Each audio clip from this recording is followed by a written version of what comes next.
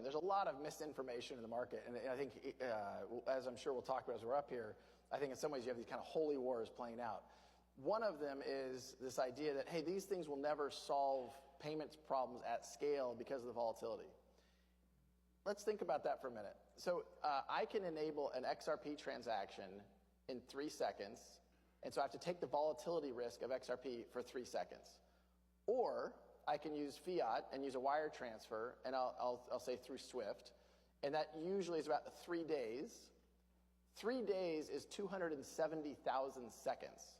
So it's almost 100,000 seconds, 100,000 times longer than an XRP transaction. The way you calculate volatility is volatility times time.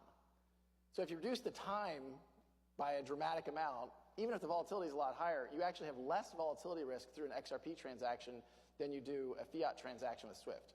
Now, the other thing I'll point out is, people will say, well, couldn't XRapid use Bitcoin? And the answer actually is it could. And we've even thought about, architecting the product. There may be circumstances where we would use that because